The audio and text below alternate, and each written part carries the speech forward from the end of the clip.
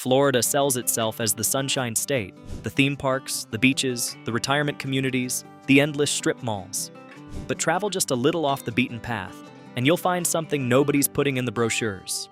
Rotting water parks behind Disney's gates, a rocket silo swallowed by the Everglades, ghost towns where people once staked everything on a dream that never came. History doesn't always get preserved here. Sometimes it just gets forgotten. These are the 13 forgotten places in Florida that were left to rot. Place 13, Disney's River Country, Bay Lake, Orlando. Before there was Typhoon Lagoon or Blizzard Beach, there was River Country, Walt Disney World's very first water park, and one of the earliest fully themed water parks ever built in the United States. It opened on June 20th, 1976, tucked along the shores of Bay Lake near Disney's Fort Wilderness Resort and Campground. The theme was a rustic, old-fashioned swimming hole.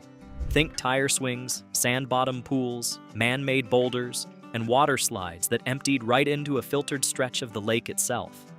It was charming in a way that only the 1970s could pull off. For a while, it worked. Families loved it.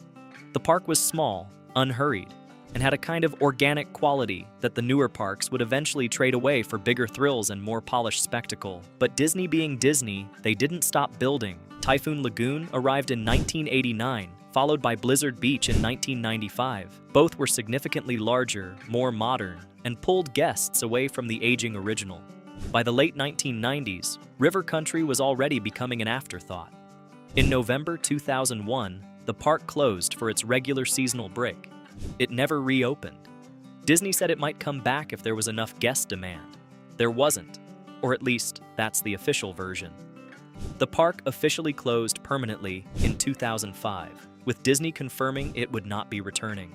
What happened next is where things get strange. Rather than demolishing the site or repurposing it, Disney simply left it.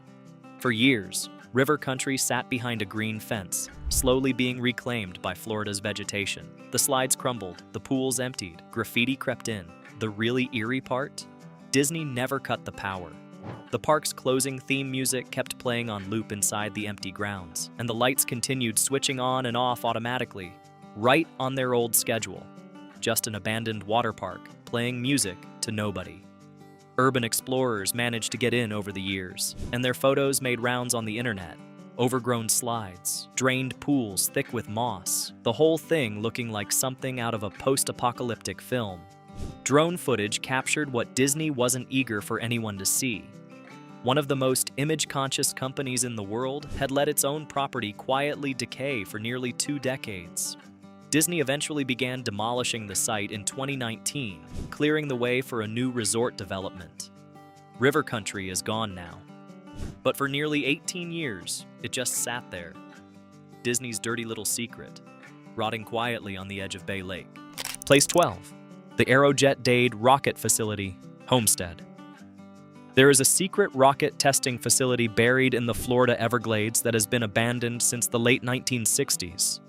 It sounds made up. It isn't, and it's one of the more surreal things you can walk to if you're willing to hike 3 miles down a deserted road flanked by water and dense swamp. In 1963, the U.S. Air Force gave Aerojet General a $3 million contract to build a rocket manufacturing and testing site a few miles southwest of Homestead, Florida, less than 5 miles from Everglades National Park. The goal was the largest solid-fuel rocket motors ever built, large enough to send astronauts to the moon. Nobody seemed particularly bothered by the fact that they were carving a massive industrial complex into one of the most ecologically sensitive wetlands in North America. The rockets, the SL-260 series, were 260 inches in diameter, nearly 80 feet long, and weighed 929 tons each. Too big for road or rail, so Aerojet dug a 13-mile canal straight through the Everglades to the Atlantic coast for barge transport. That canal, the C-111, is still there, and environmental scientists consider it one of the more damaging things ever done to the Everglades water flow. Between 1965 and 1967, 3 test firings were conducted. The first was visible from Miami, 31 miles away. The third produced nearly 6 million pounds of thrust, the largest solid fuel rocket ever fired. But the nozzle was ejected near burnout, spraying hydrochloric acid across Everglades wetlands, crop fields, and homes in Homestead. Residents reported damaged car paint and destroyed crops. It wasn't exactly the outcome anyone was advertising. By 1969, NASA had chosen liquid-fueled engines for the Saturn V. The facility was mothballed, the workers laid off, and the final test rocket left, sitting in its silo under loose steel plates. In 1986, after NASA awarded the Space Shuttle booster contract to a competitor, Aerojet pulled out of South Florida for good. The silo has since been sealed with concrete beams. The ruins, buildings, the capped silo, a road renamed Aerojet Road, are still out there, 3 miles into the swamp, waiting for whoever makes the hike. Place 11. The Koreshan Unity Settlement, Estero. If you wanted to build a utopia in 1894, you could do a lot worse than the banks of the Estero River in southwest Florida. Or so thought Cyrus Teed, a physician from upstate New York, who had, by his own account, received a divine vision in 1869. A woman revealed the true structure of the universe to him. Among other things, she told him that humanity lived not on the outside of a globe, but on the inside of one. The stars, the sun, the planets, all suspended within a hollow sphere we live inside. That was the tagline, literally. Teed took the name Koresh and eventually relocated his commune, the Koreshan Unity, from Chicago to Estero in 1894. About 200 followers made the trip south. What they built was, by any measure, impressive. A bakery, a printing house, a sawmill, a general store, a power plant that served the surrounding area before most neighboring communities had electricity, and what Teed called the World College of Life. Visitors who expected a ragged cult were usually surprised. Teed also believed he was immortal. When he died on December 22, 1908, his followers kept his body in a bathtub, waiting for a Christmas resurrection. When that didn't happen, local health authorities intervened. The Koreshan Unity began its long decline the moment the lid went on that coffin. The settlement carried on in reduced form for decades, sustained in part by Hedwig Michel, a German refugee who arrived in the 1940s and kept the community's records and routines alive until her death in 1982. The last official member. The remaining members had already donated the land to Florida in 1961. It became a state park in 1967. 11 of the original buildings still stand along the Estero River. An 1885 Steinway piano sits in the art hall, reportedly still playable. A rectilineator, a device built to prove the Earth's surface curves inward, survives as an artifact. The whole place is quiet, carefully preserved, and just a little unsettling. A monument to a worldview that made complete sense to the 200 people who gave everything for it, and to absolutely nobody who came after. Place 10. Discovery Island, Bay Lake, Orlando. While river country was slowly decomposing on one end of Bay Lake, something even stranger was happening on a small island in the middle of the same lake. Discovery Island, a Disney zoological attraction, had been left completely alone, animals, enclosures, and all. Discovery Island opened in 1974 as Treasure Island, a nature-themed attraction featuring exotic birds, reptiles, and other wildlife on an 11-acre island in Bay Lake, accessible only by boat from the Walt Disney World shoreline. The island had trails, aviaries, and over 100 animal species at its peak. Disney renamed it Discovery Island in 1977. It was a genuinely unusual attraction for a theme park company, low-key, educational, and entirely different in character from anything else at the resort. It closed on April 8, 1999, 1 year after Disney's Animal Kingdom opened and effectively made Discovery Island redundant. What came after the closure is what made the island infamous. Disney sealed it off from the public but never demolished it or cleaned it out. The island simply sat there in the middle of a lake that thousands of Walt Disney World guests could see from the shores and boats nearby, overgrown, inaccessible, and quietly deteriorating. Urban explorers who eventually reached the island by boat documented what they found in detail: abandoned buildings with animal care equipment still inside, medical supplies left on shelves, old Disney signage buried under vegetation, and aviaries falling apart. One explorer noted finding containers still labeled with animal medications and feeding schedules. Disney took the intrusion seriously. In 2009, a man named Richard McGuire was arrested after accessing the island and spending several days there.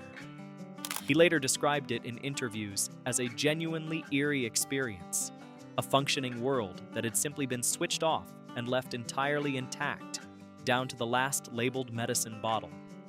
The island remains off limits to the public to this day. Disney has offered no public plans for it, and the vegetation keeps growing. Place 9. The Lost City of St. Joseph, Gulf County. In 1838, the largest city in Florida was not Tallahassee. It was a port city called St. Joseph, on the Gulf Coast of the Panhandle, and within 6 years of its peak, it had been erased so completely that almost nothing remains above ground today. St. Joseph grew out of a commercial dispute in Apalachicola. Wealthy merchants locked out of that city's waterfront decided to build a competing port on a nearby bay. They moved there in 1835, built an entire port infrastructure, and constructed Florida's first railroad to compensate for the lack of a navigable river. Within a few years, the city had a population estimated around 12,000, and Florida's territorial government considered it prominent enough to host the 1838 Constitutional Convention, the gathering that produced the document used when Florida became the 27th state in 1845. Then things fell apart in a sequence that still sounds almost biblical. Yellow fever arrived in 1841, brought by a vessel from the West Indies. Within weeks, 3/4 of the population had died or fled. A hurricane that fall destroyed the wharf. Wildfires burned through the empty sections of town. The railroad closed as cotton prices collapsed. And in September 1844, a final storm surge, powerful enough that contemporaries called it a tidal wave, leveled what remained of the buildings. Clergymen preached that the city, known for its gambling and vice as much as its commerce, had received exactly what it deserved. A Chicago correspondent eulogized that the hurricane had buried the proud young city beneath the sands of the sea. All that remains is a small cemetery with a few weathered stones from the yellow fever epidemic.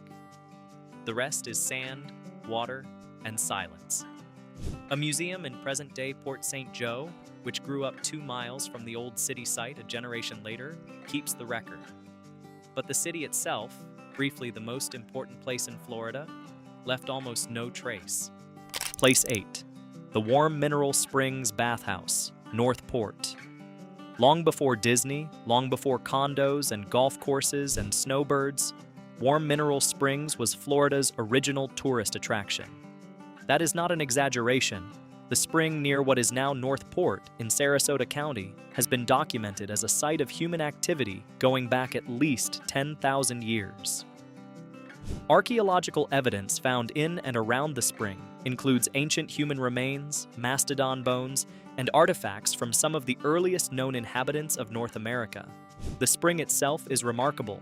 It maintains a constant temperature of 87 degrees Fahrenheit year-round and is rich in dissolved minerals, which led generations of visitors to attribute healing properties to the water. In the 20th century, the spring became a commercial health resort, and in 1946, the resort opened a bathhouse facility to accommodate the crowds that came seeking relief from arthritis, skin conditions, and various ailments that mainstream medicine at the time had limited answers for. The bathhouse, a handsome mid-century structure, fell into disrepair after the resort's operations declined and ownership changed hands repeatedly over the following decades. The city of North Port acquired the property, and the bathhouse building became the subject of years of bureaucratic back and forth over what to do with it. Restoration proposals stalled, funding fell through. Meanwhile, the structure continued to deteriorate. The spring itself remained open for swimming, But the historic bathhouse that once served thousands of visitors sat neglected and decaying beside it. As of recent years, the city has made some effort toward stabilization and eventual restoration, but the bathhouse remains a hollow shell of what it once was, which is a particular kind of loss, given that the spring it served has been in continuous use by human beings for longer than most civilizations on Earth have existed. Place 7. Fort Dade, Egmont Key, Tampa Bay. Tucked on a small barrier island called Egmont Key at the mouth of Tampa Bay, Fort Dade is the kind of place that sounds like it should be better known than it is. The island was fortified beginning in the late 1890s in preparation for the Spanish-American War of 1898. At its peak, Fort Dade was a fully functioning military installation with houses, a post office, a hospital, a school, a lighthouse, a bowling alley, and even a small theater. At one point, several hundred soldiers and their families lived on the island. The Spanish-American War ended quickly. The strategic need for a fortified position at the mouth of Tampa Bay faded. The Army retained Egmont Key through World War I and into World War II, when it was used as a training base and internment site for German prisoners of war. After the war, the military presence wound down, and by 1974, the island had been transferred to the U.S. Fish and Wildlife Service as a wildlife refuge. What remained of Fort Dade's structures began their slow surrender to the Florida climate. The island's shoreline has been actively eroding for decades, and some of the fort's original buildings have already fallen into the water. The 1858 lighthouse still stands and is still operational, making it one of the oldest working lighthouses in Florida. But the barracks, the battery emplacements, and the concrete remnants of what was once a small town are all crumbling, undermined by erosion, overgrown with subtropical vegetation, and slowly sliding toward the bay. Egmont Key is accessible by ferry from Fort DeSoto Park, and visitors can walk among the ruins. The island is peaceful and genuinely beautiful, which somehow makes the decay feel more pronounced, not less. Place 6. The Calusa Empire, Southwest Florida. This one is less a specific building and more a civilization, which might make it the strangest entry on this list. The Calusa were the dominant indigenous nation of Southwest Florida for well over 1,000 years. They were not farmers. They built no pottery in the conventional sense. They were fishermen and engineers, and they constructed one of the most sophisticated hydraulic civilizations in pre-Columbian North America entirely without agriculture as a foundation. The Calusa built massive shell mounds, some rising 30 feet or more above sea level, that served as the foundations for their towns, temples, and structures. They engineered an elaborate system of canals connecting the coastal waterways of Southwest Florida, some of which are still traceable in the landscape today. Their capital, Kalos, was located somewhere near present-day Mound Key in Estero Bay, and archaeological evidence suggests it was a substantial settlement by any standard. When Spanish explorers arrived in the early 16th century, the Calusa resisted contact and conversion with notable success for nearly 200 years. Ponce de Leon was famously wounded by a Calusa arrow during his 1521 expedition and died shortly after in Cuba. The Calusa were never conquered by Spain.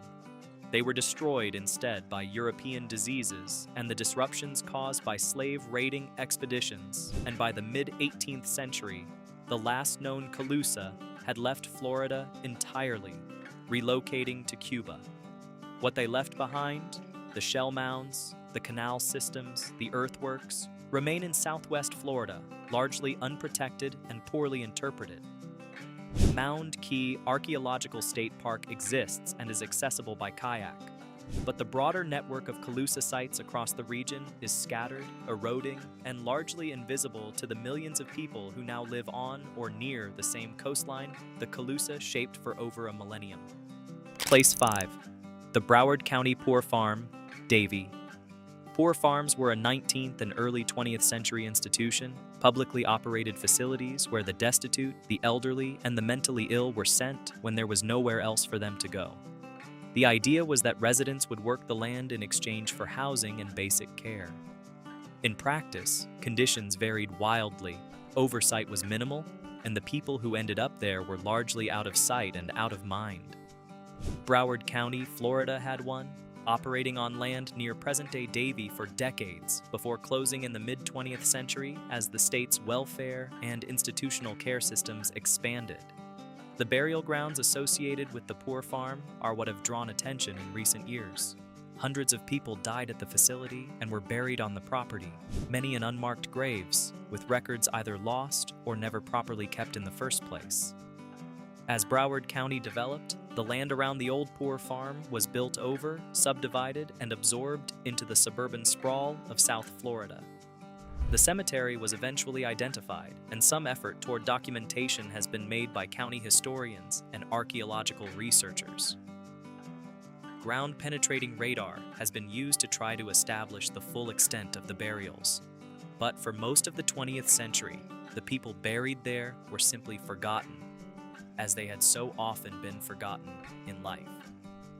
Florida has several sites like this, counties that grew fast and built over their own histories without looking too carefully at what was underneath. Piney Point, which follows at the end of this list, is a version of the same problem with a different kind of residue. In both cases, the common thread is the same.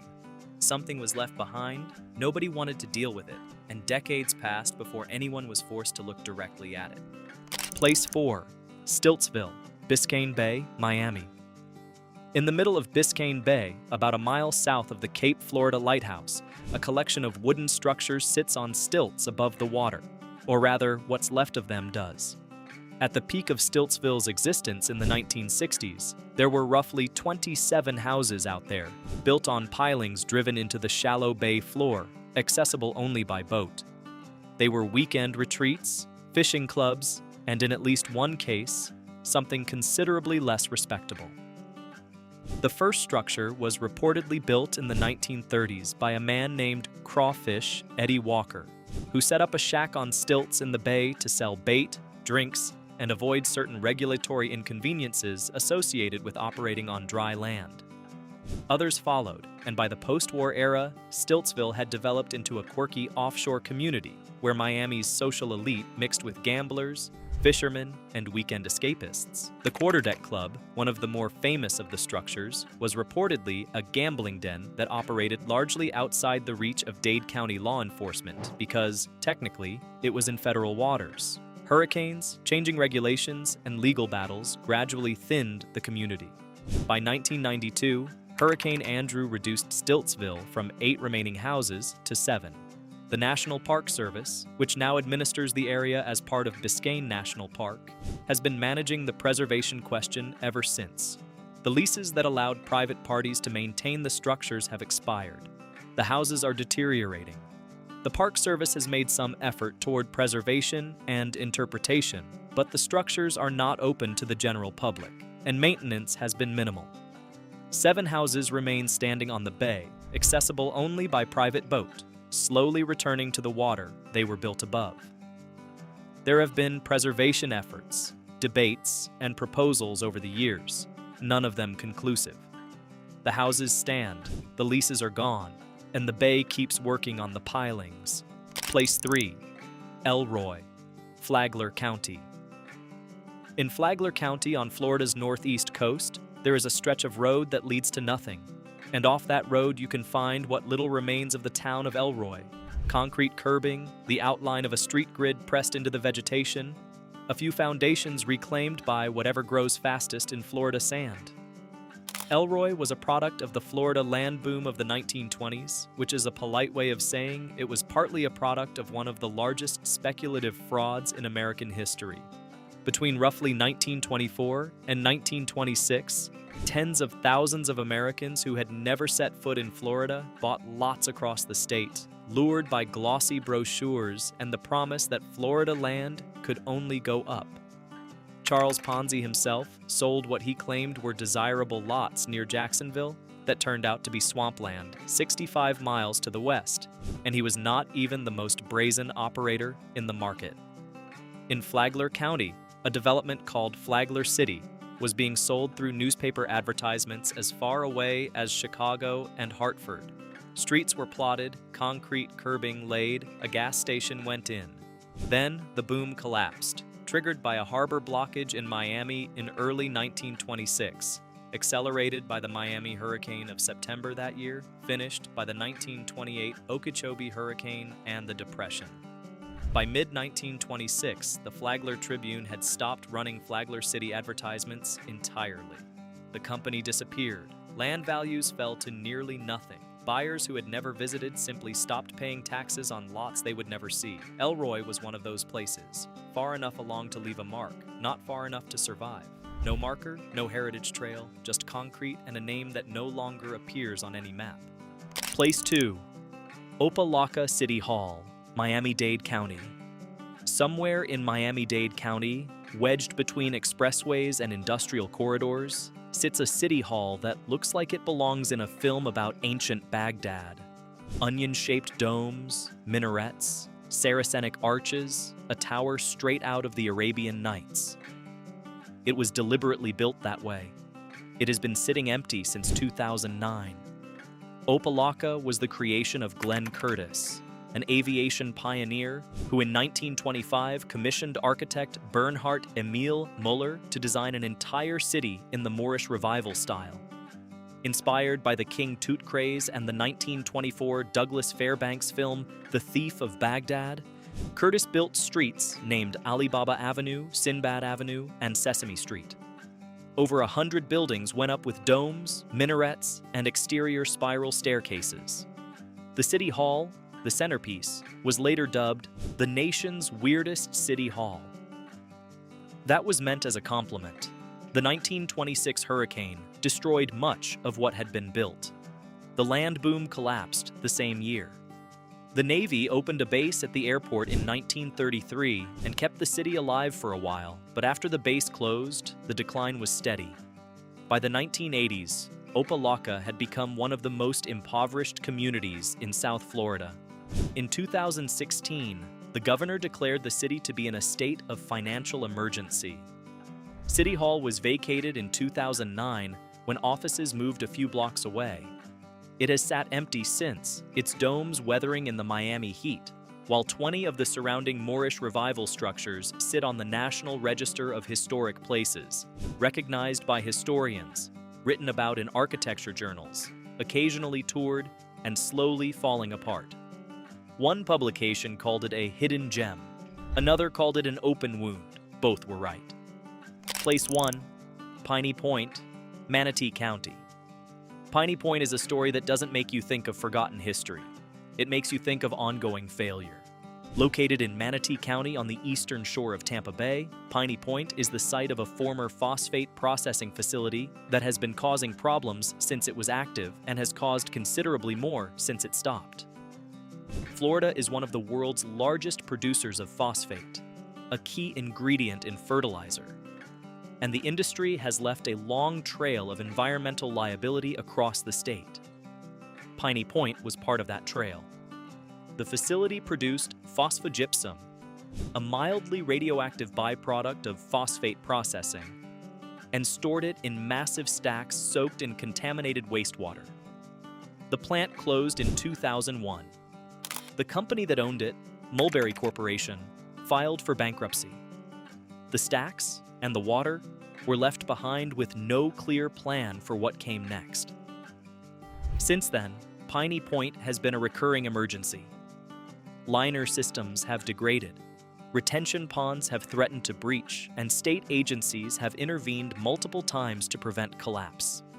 In April 2021, the situation reached a breaking point. A significant liner breach forced the controlled release of over 200 million gallons of polluted, nutrient-rich wastewater directly into Tampa Bay. The alternative was an uncontrolled structural failure that could have released far more, far faster. Within weeks, Tampa Bay experienced one of its worst algae bloom events in decades, devastating marine life across hundreds of acres. The site remains in managed limbo, too contaminated to ignore, too complicated and expensive to fully fix. Florida's environmental agencies have spent tens of millions of dollars responding to emergencies at a site that was abandoned without a viable remediation plan in place. It's not photogenic. There are no crumbling grand hotels or overgrown slides. But Piney Point might be the most consequential forgotten place on this list, the kind of rot that doesn't stay put. Florida has a gift for making things look new. Fresh paint, new developments, another strip mall where something older used to be. But underneath all of that, there are places that didn't get the renovation, places that got the fence, or the overgrown trail, or the locked gate, or just the slow work of time and weather and neglect. Some of them were extraordinary, some of them were ordinary, all of them were real. If you found this video worth your time, go ahead and hit like. It genuinely helps more people find this kind of content. And if you want to stick around for more forgotten history, subscribe. There's no shortage of places that time left behind.